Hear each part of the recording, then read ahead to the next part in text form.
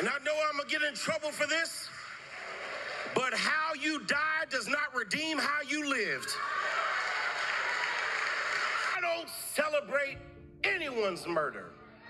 Charlie Kirk did not deserve to be murdered, but I'm overwhelmed to see the nation's flag fly at half-staff for a man who was a proud racist and spent his entire life sowing seeds of division and hatred into this land.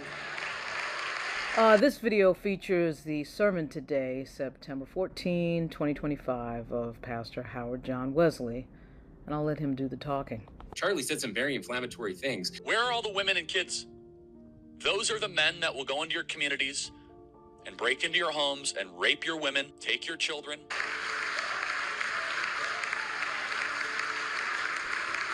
And then these hypocrites with selective rage who are mad about Charlie Kirk but didn't say anything about Melissa Hortman and her husband when they were gunned down in their living room.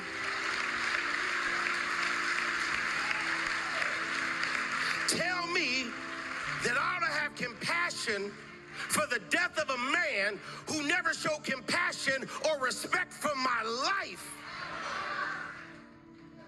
Y'all, there's nowhere in Bible we are told to honor evil.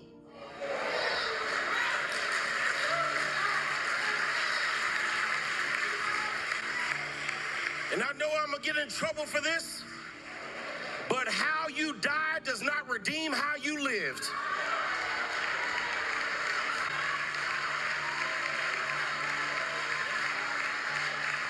Your death does not make you a hero. It does not make you one who should be honored. It does not make you one who should be respected. I can be sorry about your death, but not celebrate your life. That incessant injustice that we face as a people that transform my anger into something else. Hopelessness. The feeling like nothing changes. The feeling that we've been here before and before and before. And every time, Governor Wilder, it seems like we take one step forward, we get kicked 2 steps back. And here is the danger, my brother and my sister. When your disappointment turns into a sadness that has no apology, no atonement, and no amends, it quickly becomes an anger, and when that anger is met with hopelessness and helplessness, there is but one human response. That is the desire for violent vengeance. The same daggone thing. When my heart is overwhelmed, I'm letting you know I'm not going through this anymore. No more patience, no more forgiveness, no more apologies, no more marches, no more boycotts, no more registration. I'm tired of this. I know I'm not the only one who sits in the sanctuary and knows what it's like to be overwhelmed.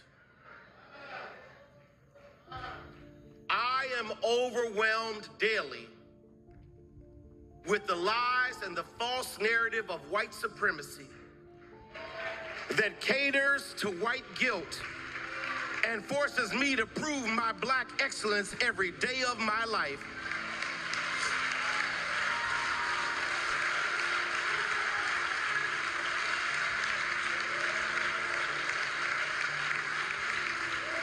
Siobhan, I'm overwhelmed listening to the voices of those who think they have the singular right to define and defend what America is and determine who's allowed in this land that was built by my forefathers and my foremothers. I am overwhelmed with the gun violence and mass shootings and threats against our HBCUs that ain't had nothing to do with anything that went down this past week. I'm overwhelmed. Overwhelmed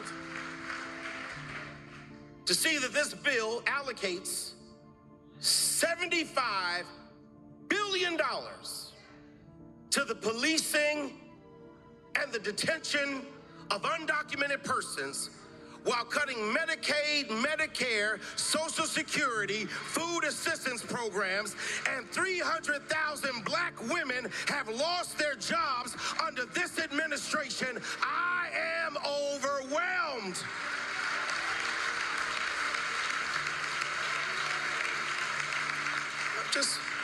I'm overwhelmed with ICE raids, Klan rallies, corporations backing off of DEI,